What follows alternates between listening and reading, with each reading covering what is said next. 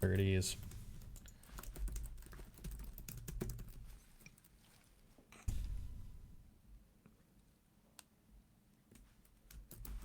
What's up, folks? Welcome to... I didn't get the message yet. Well, it's live. Regardless.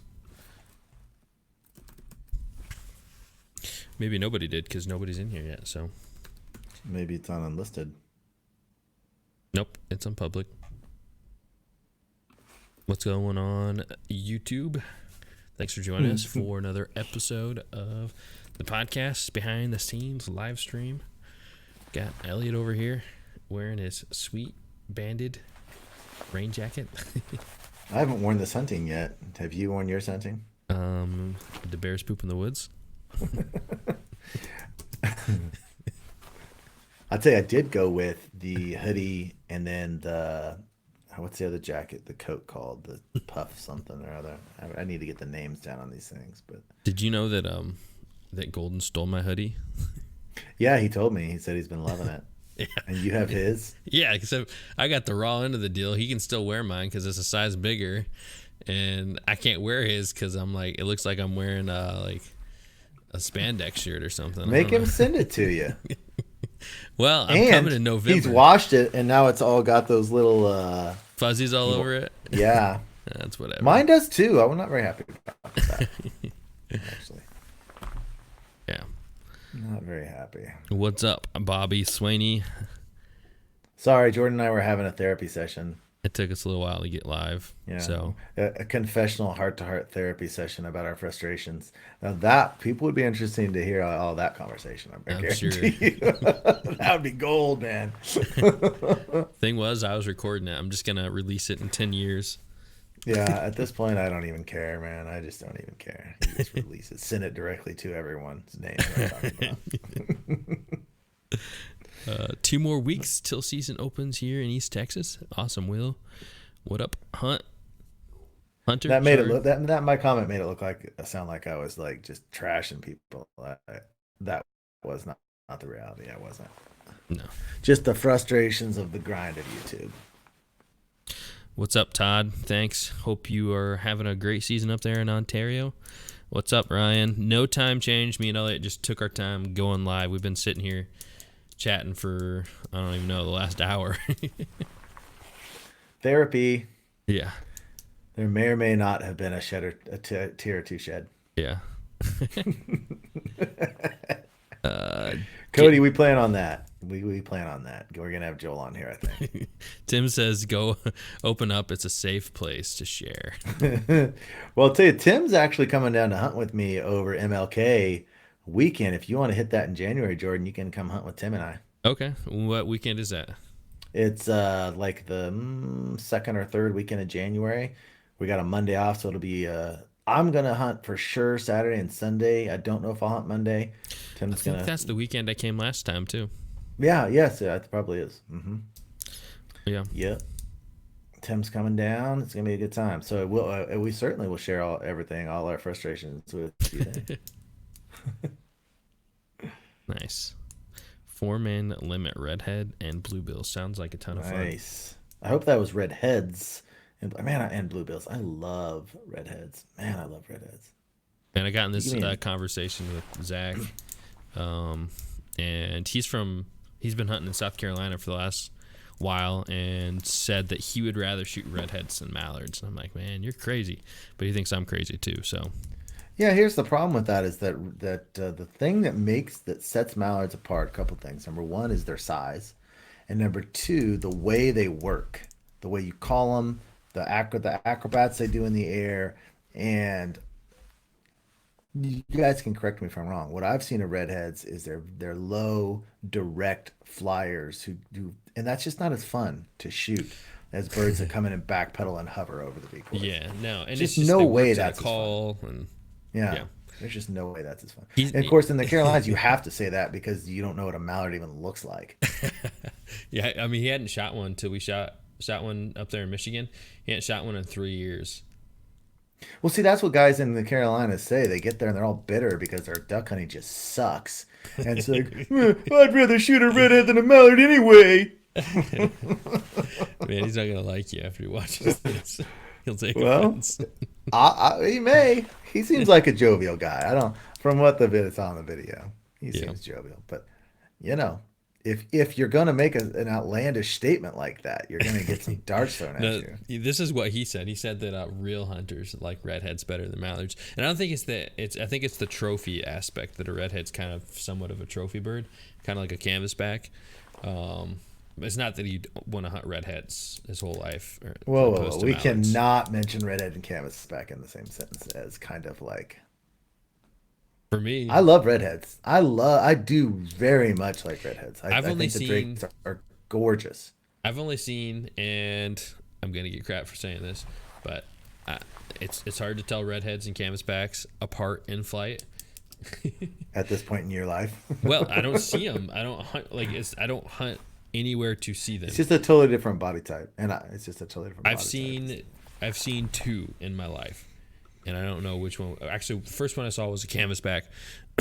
The second one I saw flew by me and just kept on going. And I didn't get a shot at it, but that's the only ones I've ever seen. And I don't know if it was a redhead or canvasback, that second one. Yeah. So, yeah. I don't shoot that many redheads. I don't see that many. Oh, we dropped Elliot. Yeah. Redhead's canvasback. Hard to tell. I'm going to keep chilling until he comes back. But we hunt fluttered rice fields for ducks and geese. Awesome, man. Hey, Cody, where are you at in southern Indiana? Oh, Elliot, you back? Jump on and cast too, Elliot. Be good to go on that.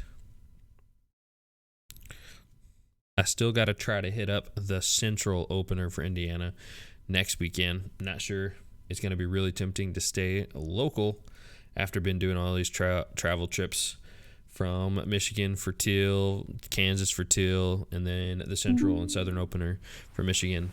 So we'll see on that. Still trying to find a way or a plan to do that. I'm back. My internet just keeps like flipping, like light switch on and off. Yeah, no, it's yeah, who knows? Fun. So, did you answer Bobby Sweeney's question about videos of how to ID ducks and as it flies? Because I think High Prairie Sportsman has a couple, I believe. He does. They're not any in flight though. It's just really? in general. Like looking at their feet, wing patches, that kind of stuff. Real quick rundown is, I mean, mallards are bigger. Big birds are mallards. You can tell the pintails by their long necks. Widgeon have tails. Wood ducks have tails. Gadwalls can be kind of hard because sometimes you might think they're mallards, but that's good to look for the patch. But widgeons, I always look at the tail. Pintails, I always look at the neck.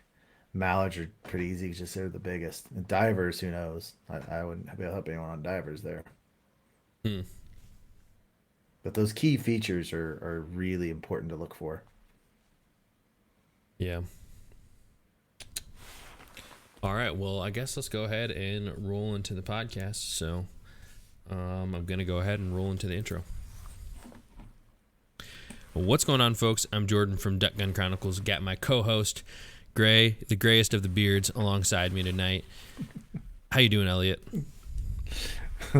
I'm doing pretty good.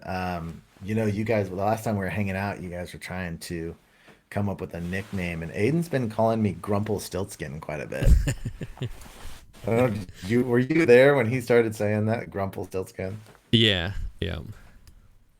He's been using that. Corn was calling me the Ductator instead of Dictator. He's calling me the Ductator. That's a good Sometimes one, I too. get a little serious and start. I wouldn't say I bark out orders, but Yeah. because I don't.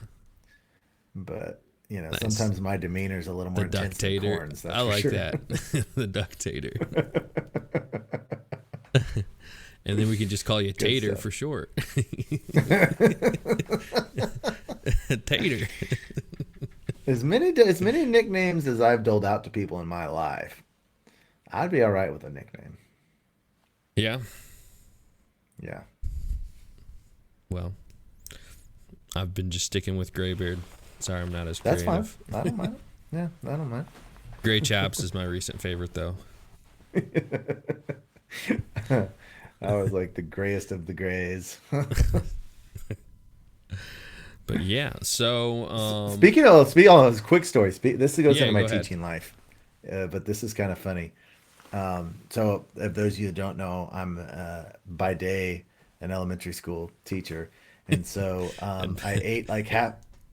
What are you giggling about? because you say just the way you said it, it's like by day a teacher, by night a duck hunting YouTuber podcast. There you go. There you go. That's exactly it. That's exactly what I say it. So, speaking of the graybeard, I ate half this cookie today, this like frosting one, and this little girl in my class wanted the other half, and I tore a piece off, so because I wasn't giving her stuff that was in my mouth, and she's like, "Oh, what's this? I've got Mr. Snyder's beard in my cookie."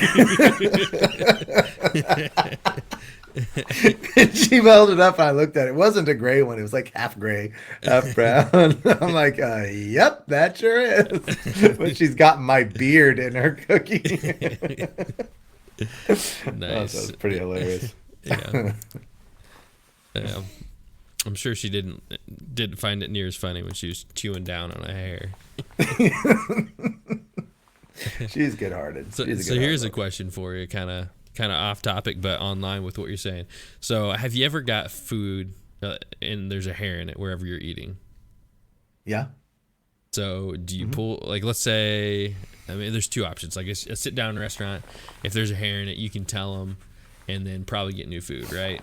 Almost Hmm. definitely. So, do you do that, or you just pull it out and eat it, or or do you just, I don't pull it out and eat it. you just push it to the side and say, "I'm Yeah. done. I'm not eating it all."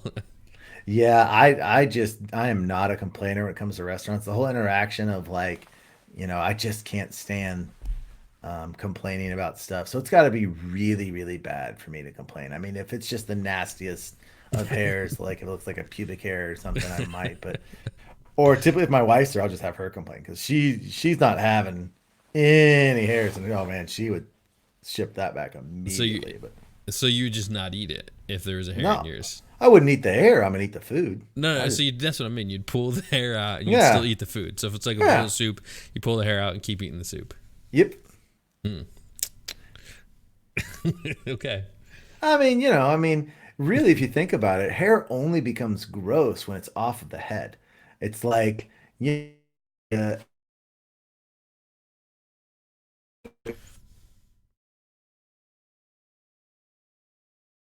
Oh, we lost you again, Elliot.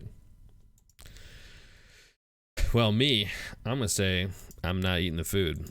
I'm just pushing that thing away. I ain't touching it. So, all right, we're chill while Elliot jumps back in here.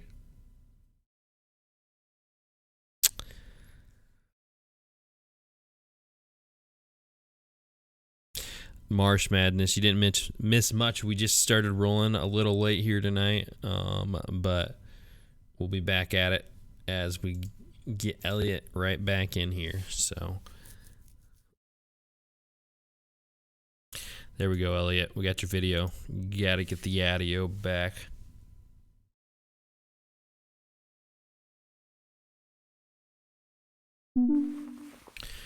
There we go. don't know, man. Don't know what the deal is. I've got a good connection. It's just like the light switch kicking on and off. Hmm. Sorry. No worries. So, all right. I guess probably let's go ahead and talk about the main topic for tonight. So, we're going to go ahead and go through our hunt updates for the week. Elliot was out for the central opener of Kansas, 2 hunts there, and I went actually to the southern zone of Michigan, continuing my chasing the opener tour in my local area, or somewhat local. But yeah, so let's go ahead and jump into it. We'll just go every other hunt, you think? Sure. Yep. Yep. A question about you and chasing the openers. So at this point last year, how many hunts did you have? Had you basically not hunted? No, I mean I'd hunted think I hunted once for early goose and 2 hunts for teal in Indiana and 2 hunts for teal in Kentucky. So I was at 5 hunts this time last year. And you have 10. How many hunts do you have now? 10. Yep, I got 10. Okay, so you've doubled your hunt outtake then. Okay, Yeah, that's great. and Yeah, that's cool. yeah, I mean I've had 2 skunks. Yeah, I've had 2 skunks, and last year this time, well, I had 2 skunks, but all the hunts were just I had one good hunt, the teal hunt.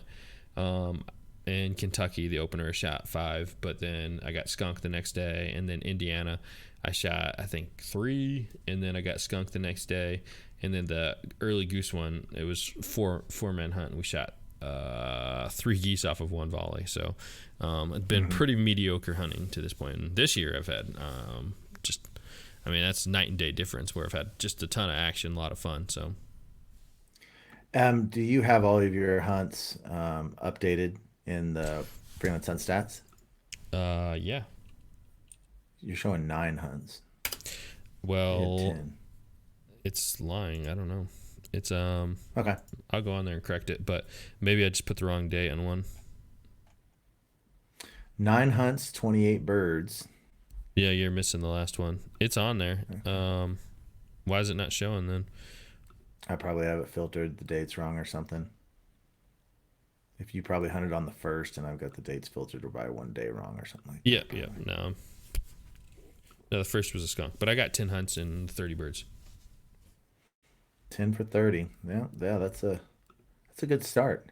I'm at 8 hunts, 20. So I doubled my bird take this last weekend. Yeah. No, that's a So I good was at 10. uptick for you on the birds for sure. And those of you that are listening, we do like stats, we do like numbers, but that is very much secondary to the experience of the hunt. So just because we like talking about numbers, please don't think that we're just pushing this line of always having to have limits or numbers, numbers, numbers. We think that adding statistics and watching our numbers add enjoyment, but certainly the experience is what it's all about. Yep. Definitely agree on that. So it's definitely, yeah, I like to see it kind of as a bar because I mean, one thing we're always doing is waterfowling. It is the experience, but we're always trying to improve. And I mean, I think that's part of it. Being successful when you hunt is part of it. And you know, every little thing we try to do, whether it's adding motion to our set or the type of shot selection we have, is to be a better hunter. So. And that's all part of the hunting experience as well. And seeing the numbers is a good bar or indicator of if you're kind of improving and all that kind of stuff. So I like to look at it for that as well. But yeah, do you want to? Let's go ahead and let's talk about your first hunt first. So Okay. Kansas Central opener, take it away. Yep. So we've got multiple zones in our state. So this is the early zone opener. And I've got 2 weeks until it's opener. So I still have to travel about 3.5 hours back to where we're hunting. So we did most of our teal hunting in that area as well, where I grew up. So we had along with us a guy named Joel Strickland. I don't know if you guys have heard of him before. He is the creator of Surviving Duck Season YouTube channel. He also had an extremely successful show on the Outdoor Network right when they were launching called Adventure Bound Outdoors. So he's got a long past of video production. He is a guide for a place down in Arkansas. Just really, really interesting guy. So he came along on the trip with us, and he's actually going to make some kind of documentary, just kind of showing a YouTuber's life. So we did a lot of behind the scenes stuff, and it was just really, really interesting to have him along. So we went down, we left Thursday night and got into camp at about 12, and this pretty good cold front had hit. When we got there, it was like 35 degrees and wind blowing, so it was colder than anything that I had felt for a long time. Got this big tent set up and just went immediately to bed. And then all day Friday, Joel, my dad, Carl, or Fumbles, whatever whatever nickname you want to call him, we scouted the entire day. And my dad had scouted on Thursday, and he had seen some birds, but from Thursday night to Friday, the birds had just really come in force. So about every spot that we scouted on Friday we were seeing birds. I mean, it was the point where we had to really think about where we were going to hunt because every place we went had tons of birds. And so the decision of where we were going to hunt actually came down to not what where the best most birds were, but where do we think that we could get to protect ourselves from other hunters intruding on what we're doing. And I don't mean necessarily being too close to us, but I mean it's opening day, and sometimes on opening day there's so much gunfire going off that you just can't. It's all pass shooting, and we had been seeing mostly gadwalls, tons of pintails, widgeon, mallards. I mean, we saw way more big ducks on Friday than we had seen teal. So we were really, really excited. But like I said, we were just going over and over, like, which spot are we going to hunt? In fact, in the video, did you vote, Jordan, on that? In the video, the vote I put up, spot one or spot two? I didn't vote actually. It's hard to have a say when you don't have all of the information as to what it looked like. I mean, I both liked places. I like spot two. Yeah. Spot two is the same place we hunted on the opener. In fact, the teal opener, you remember that little kind of cove on the west side that all the teal were kind of going down into? Can I say the name? Not of the location, no. I'm just kidding. You may not. But that's exactly where they were going down. Yeah. Same place. But where we decided to go with this other spot because it was on this creek, and the creek is really winding. We'd never had a lot of people down in that area, and we really thought if we set up in this one place, we would be protected from other hunters. And on that creek, if someone had been in our spot, there's literally unlimited number of locations to hunt in there. But later on that day, on that Friday, my buddy Corn came along and he was there. It was his first time with us of the year, and then Aiden showed up. So we had five of us, and man, I've hunted more four plus numbered groups this year than my entire life, but we had five. So we decided to hunt on this creek, and normally there's just not many hunters in there, and we really thought we could get in there and get protected and be able to have a good shoot. But the problem that we ran into, well, I need to back up a little bit more. So we got up. We was only one truck in our parking lot. We put our layout kayaks on the creek and paddled up there. Got there. We got the spot we wanted exactly. Jeff made us this amazing breakfast in the morning, hash browns and sausage and steak, and that's what I love about Jeff. I mean, he's always cooking stuff. Um, but the actual hunt, it was so interesting because hunting is all about perspective. So the last weekend of teal season, we shot 12 teal on a hunt, and it was just what so satisfying. It was such a fun day. Things had been so bad, and we I thought we might get skunked, and we shot 12, and we were just so happy. On this day, we ended up shooting 10 all green wing teal, but we really felt like a little bit deflated, all based on what we had seen. I mean, we sat and watched big flock after big flock after big flock of mostly gadwalls, but pintails just coming down into this spot like crazy. Once the sun came up, there was green wing teal buzzing around. Like, when there's so many birds moving around, you don't even know what to look at. It's just like every which way, right? And five were diving in the decoys, and then another six were diving in the decoys while two other groups were going over your head. I mean, it was crazy. The biggest problem we had is number one, we weren't sure we wanted to shoot teal because we had seen so many big ducks. But number two is we set ourselves up kind of looking a little too much into the sun. We miscalculated. We didn't use a compass, and we were looking right into about a 5 foot tall bank. So these teal would come and drop down in, and we couldn't see them. So there Mm. was so many shots we just couldn't pull the trigger on because we couldn't see the birds. And had we been in a different, for the first 30, 45 minutes, it was pretty much constant teal flying, but we just couldn't see them. We could only shoot them if they were kind of in this section that was silhouetted. And so after that first 30, 45 minutes, we had about eight birds. But if we could have seen them, if there had been, it hadn't been the bank there, we could, I mean, I don't know how many we could have shot. It was just constant. But so that really caused a problem. And we saw a few big ducks in the morning, but there was so much shooting going on. I mean, I talked to the um, biologist out there, and he said on this little section in this creek, there was more people that hunted in this creek that day than there had in the previous four openers combined. I mean, everyone had, I guess, seen the same scout and just sucked down into the spot. Now they weren't like right on top of us. Like no one was unethically close. It's just there were so many people in the area. If you ever did see a big duck that thought they might want to work, you couldn't go 15 seconds without gunfire going off. So it was just impossible to have any chance to decoy big ducks. And the big ducks were just gone relatively soon. So we did only end up with 10 green wings, and we did feel kind of disappointed just because our expectations after the scout were so high. Um, but we had fun, and it was only three shooters at a time. Joel didn't even pick up his gun; he was just filming. And my dad and Corn switched out, and they each shot one. So I shot four, Aiden shot four, and my dad and Corn each shot one.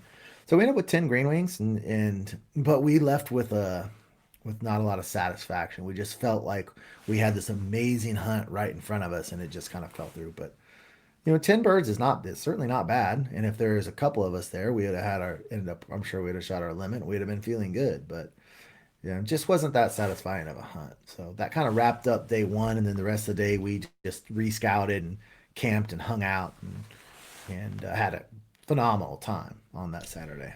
So do you wish at all that you kind of picked a different spot, or are you kind of happy with? Yeah. You think you would have Yeah. done better with a different spot? Yes, turns out no one hunted that west bank of that pool. My concern of here's why that I decided to make the decision um, As the of where we moved ductator? as the ductator. We were on that west side, and I don't know if you remember, but we went and rescouted that pool midday on the teal opener, and we saw a couple of guys sitting on buckets clear out in the middle of the pool. Were you with me when we scouted that and saw those guys? You remember Uh-uh. what I was talking about? Well, they were sitting on buckets right out in the middle of the pool in the open. And my thought was from where we were opening day, if a couple guys go out there and we're going to sit out in buckets on there, it would just absolutely kill us, screw us over for shooting big ducks. Because then they would have been about 150 yards away, completely unconcealed, and those guys typically shoot really far shots. And we didn't have a backup plan B. Whereas the creek we went into, I didn't anticipate that number of people being in there based on historically where people have set up in the mornings. And there's every point this creek just winds like a snake, and every point you get smartweed. So it's like literally, if we'd have gone in there and spot A would have been taken, we had like A through F. I mean, it was like the spots were unlimited. So that's why I was kind of leaning towards that decision. But in hindsight, we would have done much better, I think, in the other in the other spot. Mm. Yeah. No, it's always tough to call too, and so what you just think the big ducks as well? They just kind of skip town because all the Yeah. shooting, or were they kind of going somewhere else to low for going out to fields to feed just without kind of having the normal vegetation you guys have in the marsh, or do you have any kind of thoughts on that? Well, the manager out there, which I think you met him. I think you met Matt. You probably did out there. He's kind of in charge out there, and he said they sat and watched just streams of big ducks come out of that area and onto like there's there's big pools out there that don't have any vegetation, and they watch them just come in a line out there and land. As soon as all that shooting started going, they just split. It was just and left. And then we would see a few later on. I guess that around one or two, they started kind of working around a little bit more. But yeah, there was just so much pressure condensed in there. They were just like, yeah, no thanks, What I'm time out. did you And the quit? Or little, I think we went till almost noon.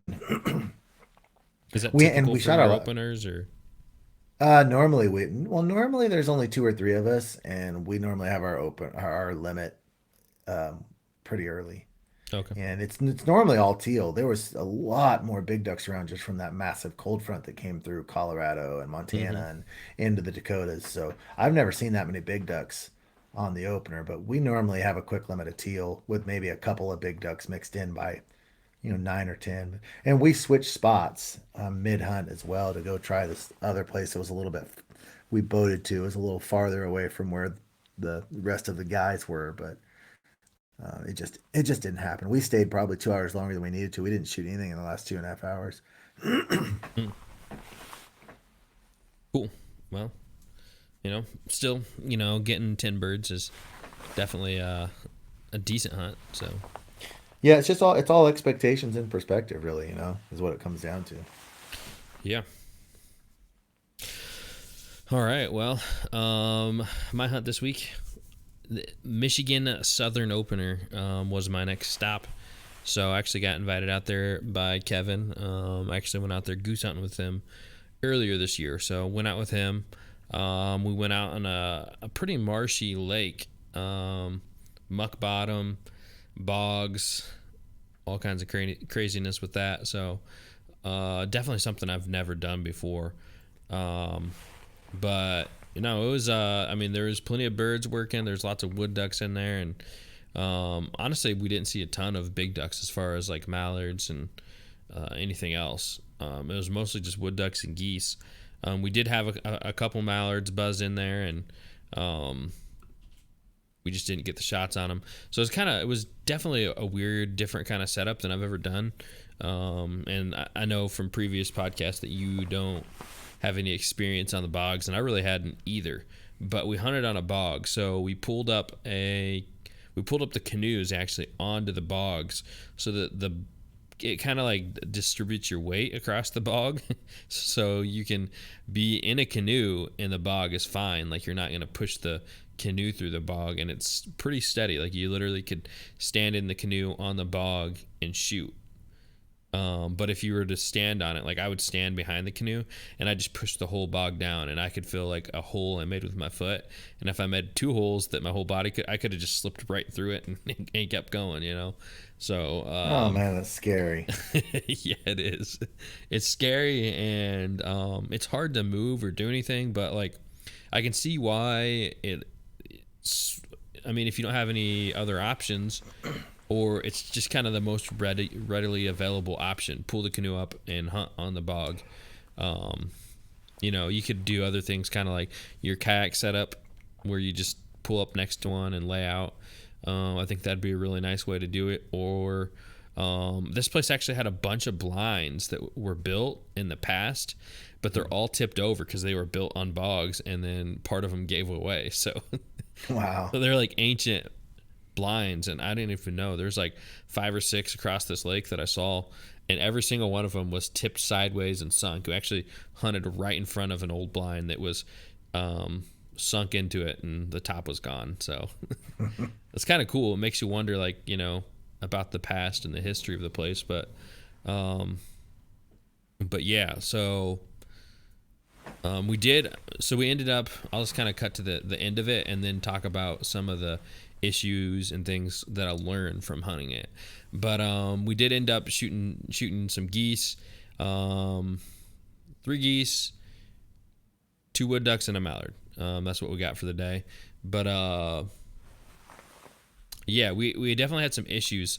So one of the issues was being able to retrieve birds. So when we didn't kill them dead from that spot, it was like a huge hassle. So first thing, it was like first attempt was to send Chief, and so I tried to send him on a line. And normally on a line you can send him through the land a little ways, and they'll follow the line, get to the edge of the water, and stay on that line. But on the bog, like, he couldn't go in a straight line because there's vegetation like growing up everywhere, and then it'd be water, but then he'd like partially walk, and then like to get to the edge, and then eventually, like, by the time he gets to the edge, he's like turned like 30 to 45 degrees off of the line I sent him.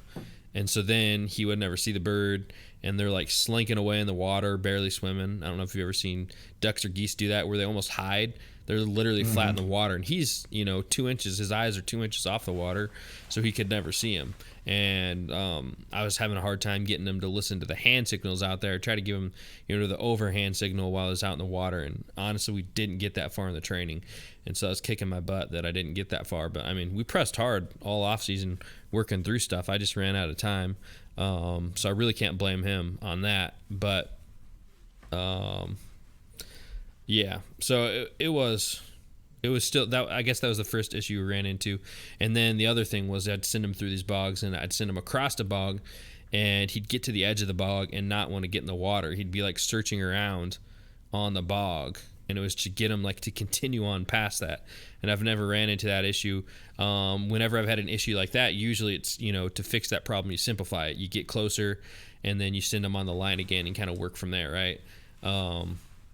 But I couldn't physically get over there because I couldn't walk through the bog. Like I would just fall through. So I couldn't get over to him to get to the edge to send him. So I guess that was a little bit frustrating for me. But again, it just goes to the training. I need to get past that next off season. I'm just not gonna have time during the season with everything I do to continue training beyond just like what we'd get done in the hunts. So that was one thing. And then the other thing is, so if we had birds that I couldn't send them onto to get off of the bog, like literally had to pack everything up. I had like brush like leaned up against the canoe to kind of give it cover and all that kind of stuff. You literally had to like clear all that away, get in the canoe, have someone drag me off and push me over the edge of the bog to start paddling in the canoe. So that took time. So we had one bird in particular where Chief literally, I mean, he chased it hundreds of yards. It was a goose. And this goose was just swimming. And you know how geese, they'll just like stay just in front of them. So it must have been winged or something, but it could just swim. So it just swam right in front of him. And he literally swam all the way to the other side of the lake, hundreds of yards. By the time I could get the boat in there and paddle after him, he was on the other side of the lake and around another bog. And I got Chief back in the canoe and we kept searching for it. But he could never find it. He never could get back on the trail.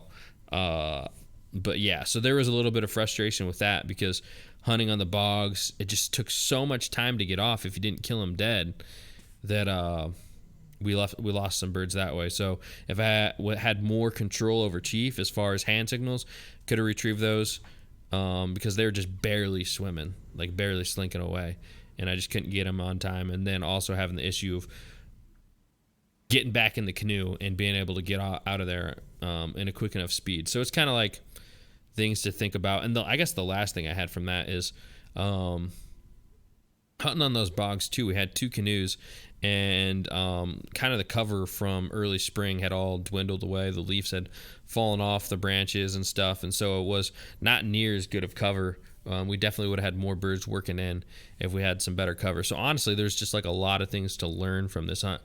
I mean, I don't want to like take away from it. Like that's a good hunt, decent kind of. I mean, I'd say it's an average hunt, right? Not bad. We didn't get skunked. We had tons of birds working, so that's always fun. And then we did have birds work in too. But it's like when you have that number of birds, I'm always trying to think of like, oh, what could have I done better, or what could have I done different from that? And hunting on the bog was difficult. I think if that's your only option, that's something that I'd have to get better at. And then the other thing is having Chief in the canoe with me. He just brought in a ton of water, getting in and out of it. And so all my gear got soaked from that. So, somebody on the video in the comments actually made a really good point. They're like, hey, if you're going to hunt out of a boat like that, you got to have a waterproof bag to keep everything in. And I definitely agree on that because, yeah. Yeah. That's why, with all our kayaks and layout boats and stuff, it's a waterproof backpack is essential. You just have to have it. Yeah. Yeah, no, I agree. So one more question. I got one more question about the bogs. Yeah, go ahead. So when you get off of the bog, how deep is the water there? I mean, deep enough that I don't know where the bottom is at. And when you can feel the bottom around the bog, you just push and it keeps going. The bottom keeps going? Yeah, like it's like muck. Like if you put like a Mojo stake in there, it would just keep going and never hold.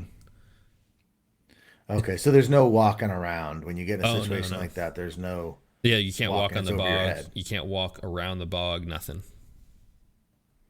That Yeah. sounds terrible. It Sounds was awful. It was really hard to hunt that way. It's just you got to get in the canoe and stay in it. So yeah, I mean it's a place. Like the way I at the end of the day that I had to think about it is like if that's where you have to be to get on the birds, that's where you have to be, and you got to figure out how to hunt it.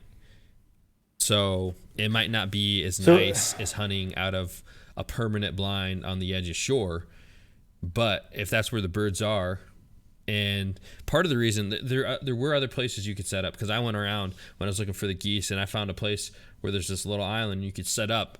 and ducks worked over there, but they're trying to get the mixed bag of ducks and geese. And so you had ducks work where we were at, but you also had geese, and the geese wouldn't get over into the lily pads and the shallow stuff. So if you want to hunt both, you had to be on the bog. Do you have your blind attachment on your Old Town? I didn't for that. Yeah, that's the problem when you have a setup like that. Is then when you have other because I think it sounds like to me that'd be the way to hunt it. Would just be get up tucked into a bog in your and lay out essentially. And so if you need to retrieve something, whatever, you can just start paddling, and that would also take care of your concealment issues as well. Yeah, no, I definitely agree. I mean, I think that is an option. It's a more expensive option because you got to have a kayak for everybody.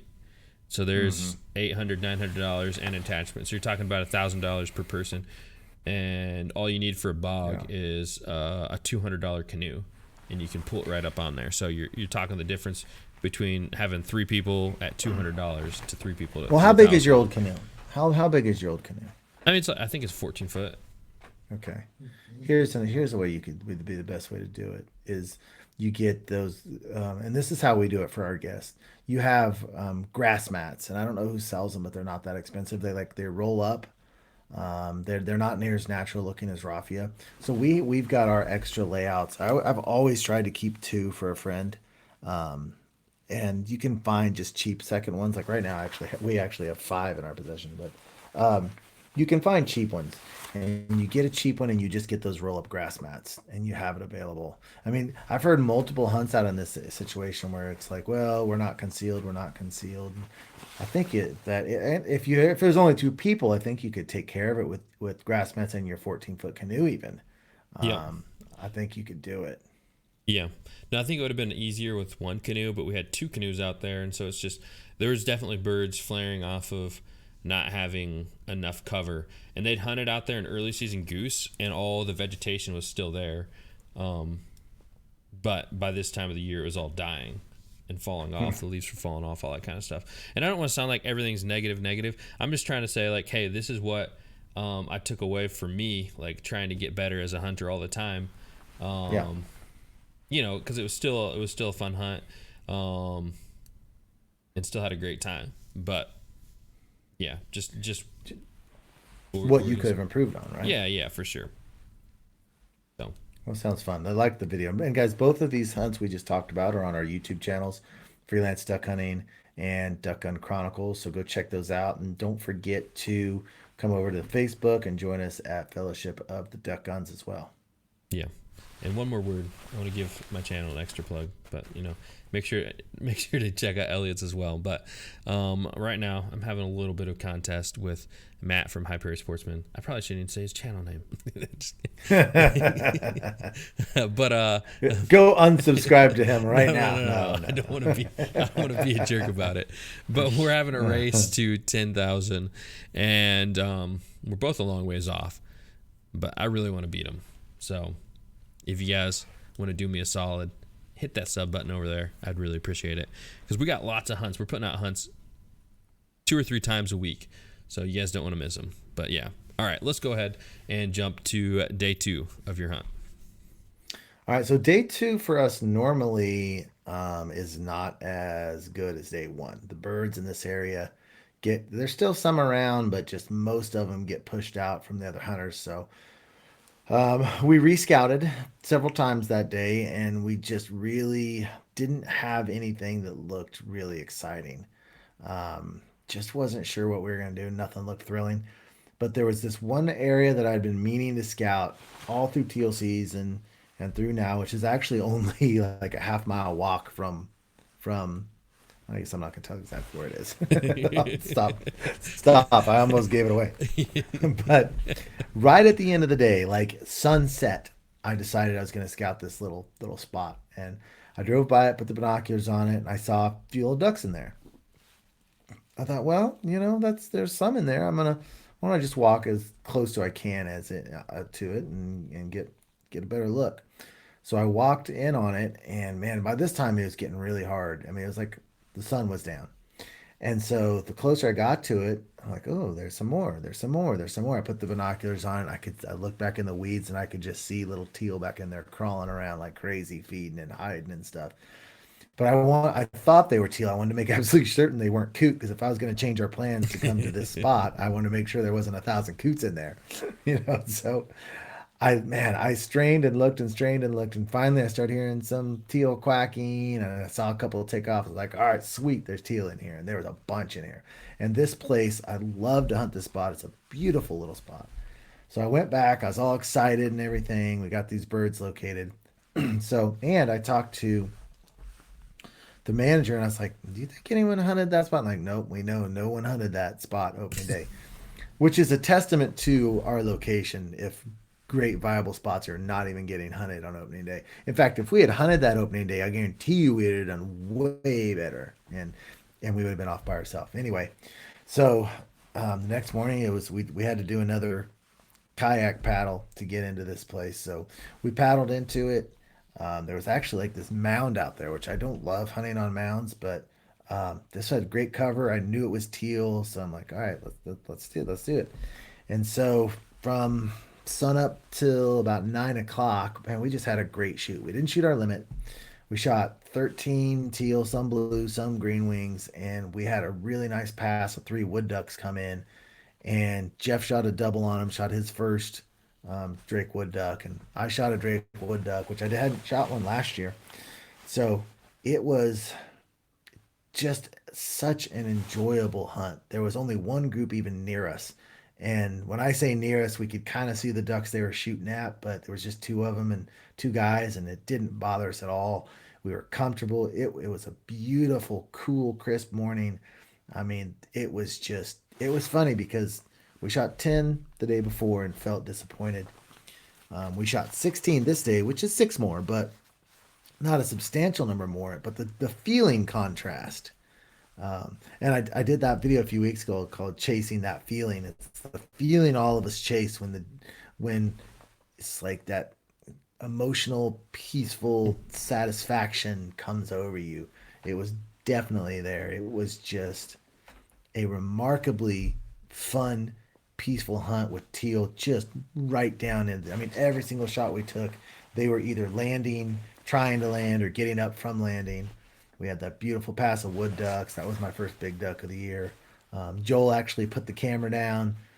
He took one shot, killed one bird, so he could say he killed a bird in Kansas. And I mean, there's not a lot to say about this hunt other than just it was just so much fun. Now, I will say we're hunting without dogs, so Candy cracked a bone in her foot. Izzy's too old and has arthritis, and Georgie's too young. And I can say now, after 7 straight hunts without a dog, I am so tired of hunting without a dog. It's just not as fun, man. It's just you got to go retrieve them yourself, and you don't have the camaraderie of a dog. You don't get to watch them. I just am. It is so much more fun to have your own dog there with you hunting ducks. It hit me on that hunt because it's like you get birds down and you're like, should we go get them now? You wait, you get three birds out there, then you go out there and birds are flying over your head or whatever. It's just annoying. I Yeah. really can't wait to get some dogs back in the group, man. Yeah. No, I'd say with Chief in these last hunts, I definitely would have shot a lot less birds just for those reasons. You know, a lot of these places you have to get out, really tough areas to walk. So this season, you know, he's been a huge help for all those reasons. So I can definitely feel your pain on that. But yeah, one thing I want to say about your hunt is I definitely think it's pretty unique that you shot a wood duck, because I was trying to think of any other time that I can remember on your videos that you have shot a wood duck. Have you shot one since you started your channel? Yeah, season two. Season two. How many you shoot? One. I shot a lone drake that came in. That's it. I'd have to look at my numbers. That's the only one I remember shooting in the last 5 years. That's crazy. Which is odd because we actually have quite a few wood duck. Yeah, there's teal seasons when we see a bunch of them. They just seem to leave quickly. Well, I think they also sit in different areas than mallards traditionally do. It seems like. So if you're going to like a setup in a mallard hole, because I have places where I can go and I can only see wood ducks. I don't see anything else. And I go places that I see mallards and I don't see any wood ducks. And there's some places where there's both, but it looks like a lot of the places you hunt are big prairie areas. And if Hmm. you don't have trees around, especially in the early season, you're hunting these big prairie places. It seems like if you don't have any trees around, where are the wood ducks going to be? Yeah, it's true. I do know a creek in that area that is good wood duck. So I just never go for them because it would just be just wood ducks only. And our side of the state has a lot more trees. We have a lot more wood ducks, but they tend to get out pretty quickly. Now for our opener, we're actually hoping. I'm hoping here's what happens for our opener in 2 weeks. So Corn has this pond, and it holds geese, and it probably holds resident geese. We don't have any geese down here that have migrated, but we do have local populations. And on that same property, there's a little creek that has a bunch of trees that we know wood ducks hang out in. So we're hoping if things work out perfectly, right at sunup, we can hit the creek for the wood ducks. And then after about an hour, we can bounce over to the pond and catch the geese coming in. Because for an opener, openers around here, because I live fairly close to Kansas City, I just can't stand them. They're just a zoo. So if we could do something like that, where we could pop a couple wood ducks and then go in and pop a couple geese for the opener, that would be great. That would be super fun. Because I do want to shoot a few more wood ducks, but these wood ducks decoyed just perfectly. We've got good video footage of it. And hopefully, I'll have that out by Friday. But I mean, they came in just perfect, all three of them. So it was fun to shoot them. Nice. Yeah, sounds like definitely a solid hunt there. So It can't complain was. about It was that. definitely for a second day. It was a great hunt. Awesome. All right. Well, one thing I want to talk about before we jump to my last hunt for the update, but kind of along those lines of chasing the feeling and all that kind of stuff. So I've having a little bit of, I don't want to call it necessarily a debate because it has been somewhat of a debate, but more of a conversation with two of my buddies and at separate times. So, I talked to one of them, then he talked to the other one, then I talked to him about what he said. And so, anyways, the thing that I was kind of stating, so it's kind of a throwback. It's not to this week's hunts, but the previous week, going out in public land in Michigan. And just to kind of put this in perspective, a lot of the guys that I hunt with around here in Indiana, private land, they got a lot of private land. That's kind of the game around here with just all the agriculture. Um, it's more of a private land game. I mean, there is public land places to hunt, but we're one of the worst states, and I'm not just saying this, like by the numbers as far as like public access for public land. Indiana does not have a lot of opportunity. So just kind of all throwing that out there. And so I've been able to travel and hunt with you, Elliot, on public land, and doing my own thing here on public land, the little public land I can get onto, and then going up to Michigan, and then so shooting that limit up there in Michigan on public land, having to fight for it, and kind of getting in there. And I was saying, my thing was, I was saying, I'm like, I'd rather have to work for it, and not that I don't want to say it in a way that people on private land don't have to work for it, but when you have so much more into the hunt, like where you're doing the scouting, the labor, you're setting it up, you're getting to a spot, you're making the adjustments, all that, it's so much more fulfilling to have a good hunt than when somebody says, all right, we're hunting here, show up at 6.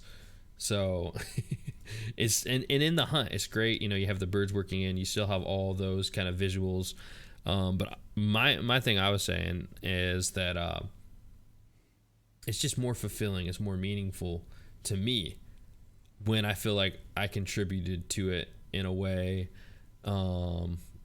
where I guess I don't want to alienate anybody by saying that, but public land, there's just more of a struggle, and when you get it done there, I think there's something to say about it. Yeah. Joel Strickland and I talked about this very topic at length because he has not hunted public in 20 years. This was his first time on public in a long time, and he was telling me about the public in Arkansas, and it sounds just like a nightmare. And here's where I came out on it. I would love to have some private land, a lease of some form that I could go to when I wanted to take it easy. But the majority of my hunting would still probably be on public land because I'm trying to say this the right way. Um, I feel like, and I don't have a lot of private land experience. So I'm before I say this, I understand I don't.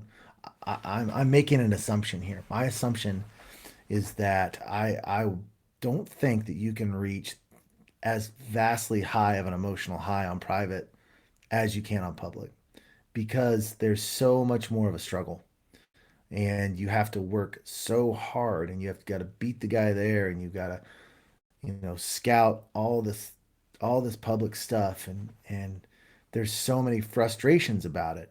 You can never have your ultimate high with having your ultimate low. And I guarantee you on private you're not going to get have as bad of lows as you have on public. Yeah, that's a And good so way of putting it. when you have to suffer through these lows, it makes the highs that much more intense. Yep. And I think even it was John Lewis that said something about, when you are able to limit out on public, it is and consistently limit out on public.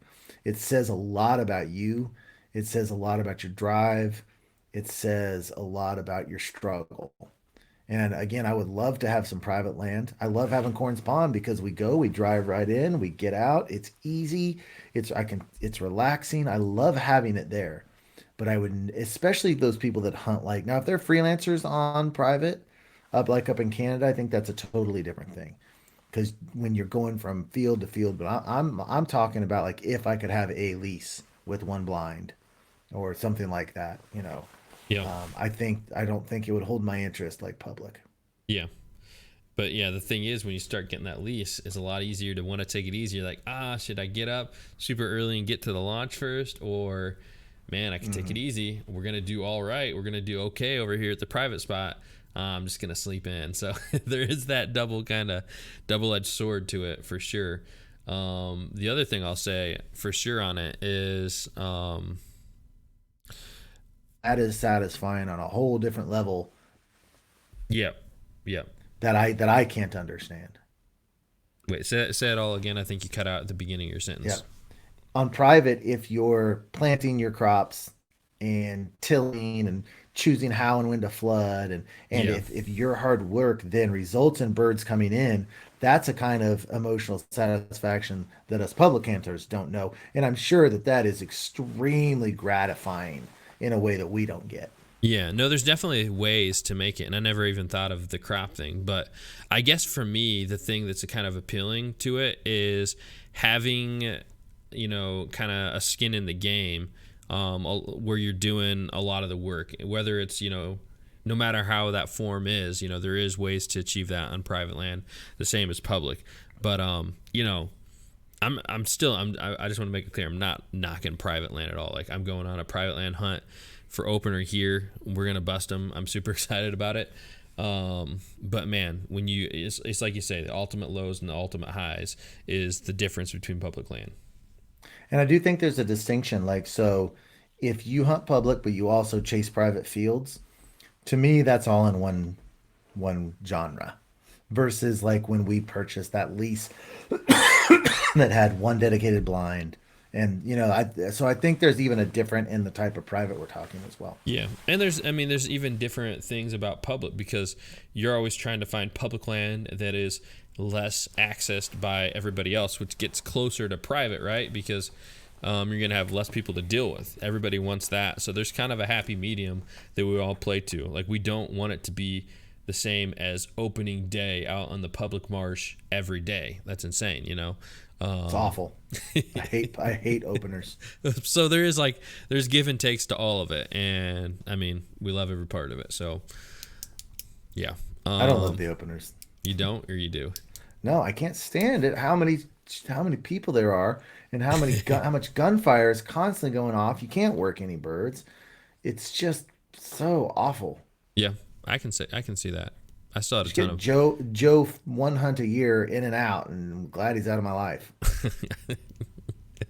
Shooting 80-yard shots and yelling and screaming. And then he's gone for another year. Thank the Lord. All right, Elliot just needs some time to cool off. But all All right, so let's go ahead and talk about my last hunt for the weekend.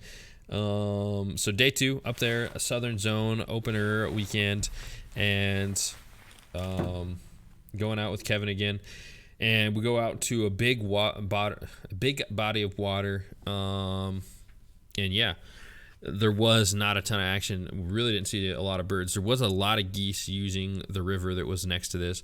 We had a lot of geese flying over, but we had almost none of them work. I don't know why. They just flew off the roost and they went out to feed, and then we stayed till noon, 1 o'clock, I believe, and we really didn't have a lot come back in. And the ones that did went back to the roost. They didn't even come back. We're hoping they would come to the lake, and a lot of them actually were out in the middle of the lake, but we couldn't work any of them, really, to be honest. We did have one group work in. It's pretty cool for the geese. The ones that worked in, they came straight overhead, and they flew past us about, I don't even know, it had to be close to 100 yards, and I was able to call and turn them, and they worked right over the set, cupped in, and I was able to shoot one out of that group. So we got a goose there, and then we had one group of wood ducks come in as we're setting up there, and I shot one out of that as well. But I need to make sure I don't throw Kevin under the bus on that group. Definitely didn't shoot my lane. I took the first one that was in the front. He was to my left. They're coming right to left. So I shot his bird. And his comment after that was like, went to squeeze the trigger, and the bird just folded in half right before he could shoot. So I just got excited. Okay. Definitely shouldn't have shot that one. Should have picked out a different one. But yeah, shot his bird. But yeah, I don't know. It happens. It happens for sure. So that was pretty much our hunt. There wasn't much to it. The goose that I did shoot, though, ended up being crippled as well, and sent Chief after it. And man, he was just gone. So we had to, again, we're on a bog. We had to play like Marsh Warrior, like running through this bog. We're like jumping from plant to plant as I'm trying to run through there. Like, no joke. And if you miss, you just go waist deep into this bog, and it's really hard to get back out of it and climb back on top. So we're like, seriously, it was like playing Marsh Warrior as we're just jumping from plant to plant on either side, just like I hate bogs, and I've never even seen one. They're hard to hunt on, and they seem terrible. We're literally like standing on plants because it's the only thing that can hold you, because there's a lot of roots under the plants. So anyways, and we run to the boat and get in the boat. Chief went hundreds of yards chasing this goose, like out into the middle of the lake, and it was a big body water lake. It was just crazy. I couldn't believe it. Like, I just couldn't believe it, man, how far he was willing to chase that goose, just swimming after it. So by the time we got there with the boat and out there to him, and so then we got up there, and the goose dove, and it came back up, and it dove again, it came back up, and it dove again, and then we got by the bank. It actually picked Chief up in the boat with us, and we see the goose again. He's by the bank, so it can't really dive too much. And I send Chief, tell him, Chief, hunt, go get it. And he jumps off the boat and goes, and the goose tries to dive, and he's in the water with it, and doing a little bit of tussle, and grabs it, and I don't know, that stuff trips my trigger. I can't. I just love watching Chief fighting the birds. Yeah. I drive, all that kind of stuff. Pretty cool. So that was pretty much the hunt on that. Just got a couple birds. Didn't get skunked, but day 2, can't complain. Yeah, solid hunts. Both those days are, you don't leave just feeling like you had terrible times. Yeah, and there's like literally like zero frustration on the second hunt too. So it's kind of like, I don't know. Sometimes you just got to make sure you get your mind in the right place and try not to get frustrated by the little things. But yeah, so we just had the 2 birds work in there, had fun, good conversation, shot some birds, and that's kind of what hunting's all about too. So it is nice to get the big bird number days, but it was also fun just to chill and relax and have a couple birds work in and get them that way. Yep. Well, our seasons are rolling, aren't they? Yeah. So it's kind of weird because, like you're saying earlier, last year I hadn't hunted near as much, hadn't gotten near as many birds. I feel like I feel like season's been rolling for a long time, and my opener is on Saturday. Yeah, that's awesome, man. You're gonna end up with quite the year this year. Probably your best year ever, huh? By the time it's all Time will said tell. and I don't done. want to take anything for granted. How many birds did you end up shooting last year? Like it was in the 40s, right? No, it was more than that. Well, it's combined right now. You and I have 18 hunts, 50 harvested, 2.7 a hunt. I'm kind of dragging you down a little bit. Yeah, it's 46.9% shooting percentage. You're kind of dragging us down a little bit.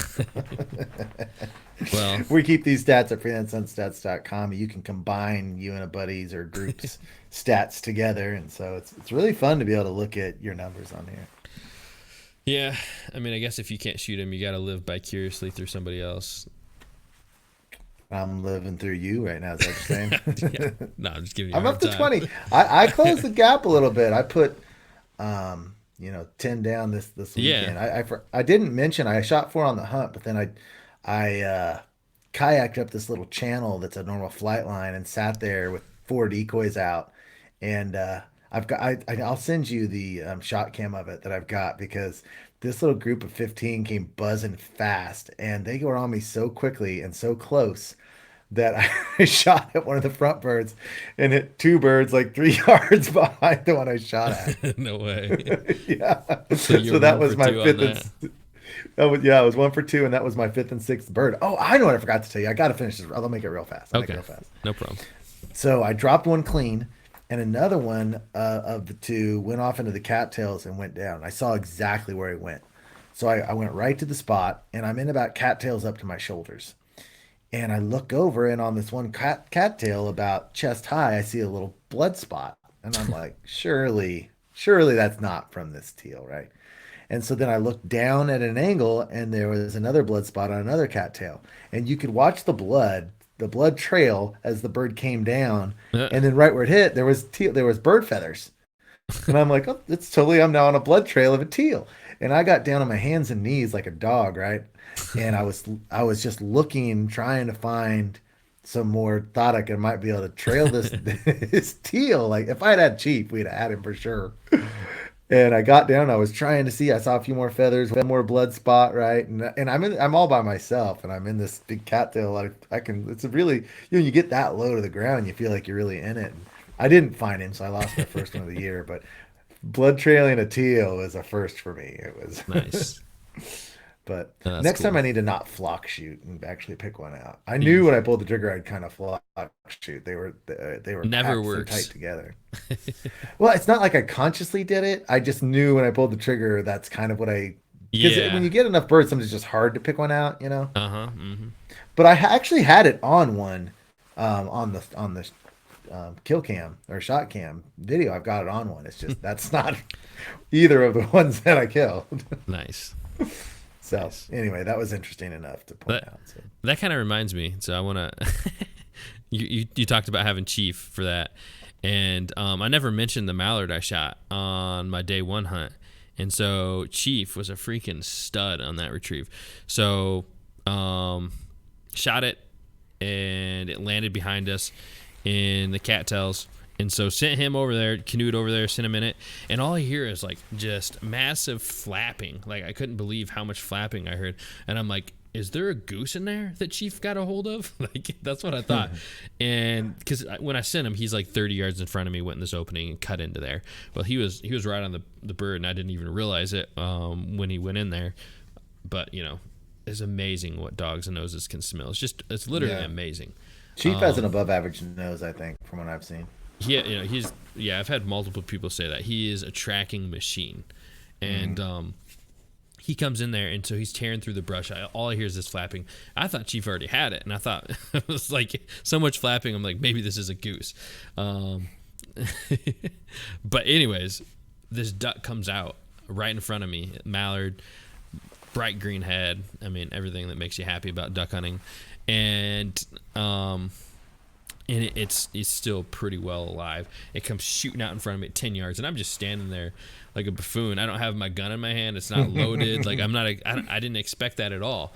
And so like, oh crap, I grab my gun as fast as I can, try to find some shells, and and here comes Chief right behind it, and he's just trucking right behind us, and this bird's running, and I didn't have any of this on film, which kind of stinks because it was one of the coolest hunts ever, or chases ever, and the bird goes into this pile of brush, probably about 4 feet wide. It's like a little miniature bog out there.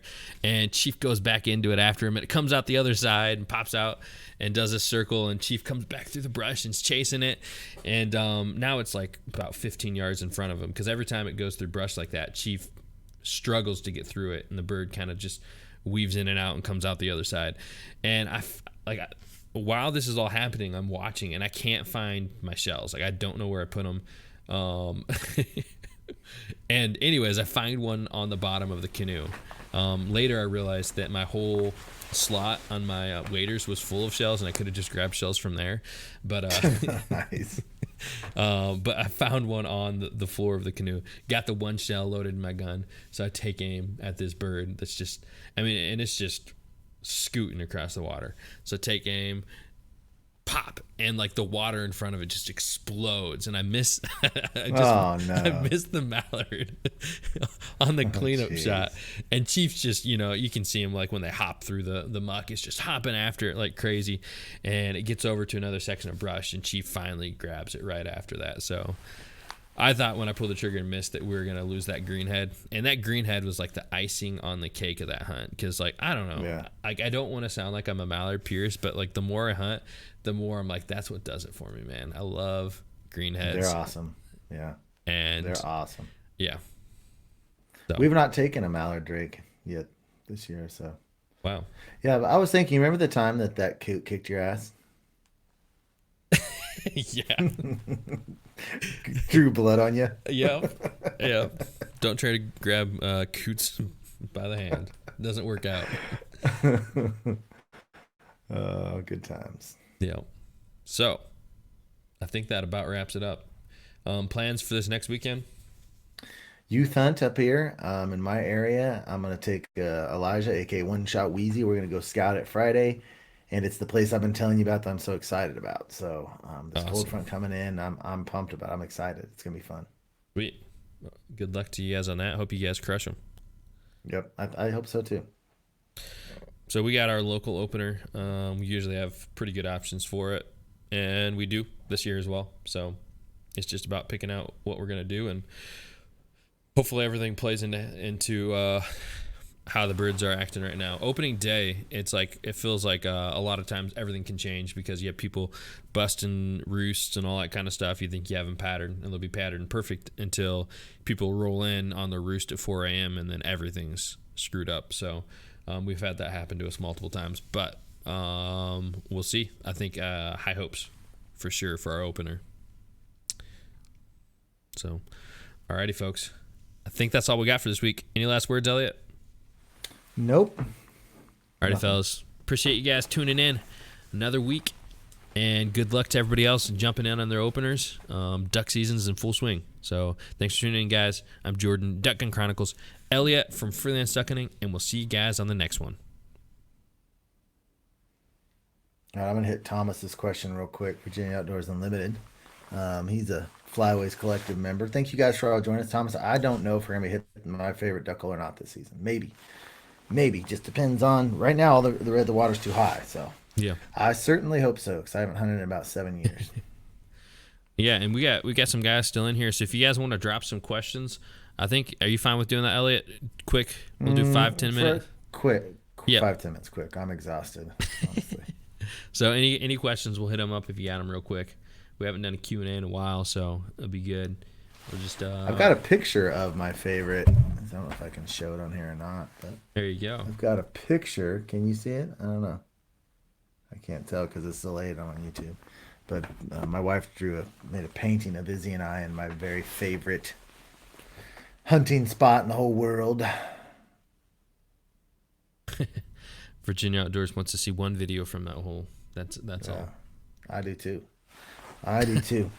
We have not been able to hunt it for a long time. I think we'll be able to this December.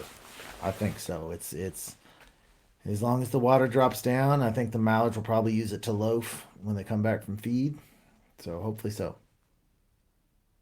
Yeah, for sure. Well, looks like we're not getting the questions, so you're off the hook, Elliot. I'm off the hook. I think I'm gonna go to the store and grab a couple beer tonight. I think that would be nice. Alrighty. Nice way to end the day. Opener's looking great, Thomas. We're gonna smack them. So, what year is the A5 I shoot? It's 1970 something. It is. It's an older one. Grandpa gave it to me. I've actually talked about that a lot in the past. I mean, it's definitely one of my most prized possessions. So, it is a goose and duck slaying machine. Like, I rarely have issues with it. And if I do, I just got to clean it a little bit, and that thing cycles like a champ. So, I don't know why, but it seems like they don't make guns like they used to. I'm not going to lie, because that gun is so reliable. As long as you're taking care of it. So that's all I can say. It's great. So Drake, yeah, the two main reservoirs that I like to hunt got under flood stage, and then we had another big rain, and now it's a foot and a half over flood stage, and it's been that way for 2 weeks. And now the big problem is that the Missouri River is also in flood stage, so they're not letting us let water out of the reservoirs. So I haven't, and I looked clear up in the Dakotas, or clear up past Missouri, South Dakota. They're in flood stage up there on the Missouri too. So I don't see any time in the future that they're going to let our reservoirs let water out. So it's going to be an interesting year. But I got my new place I'm going to hunt, and I'm pumped about it. And I think we're going to shoot a bunch of ducks at this new place I found. Awesome. So it's all right. It's okay. All right, YouTube crew, thanks for joining us. We'll see you guys next week. We're out.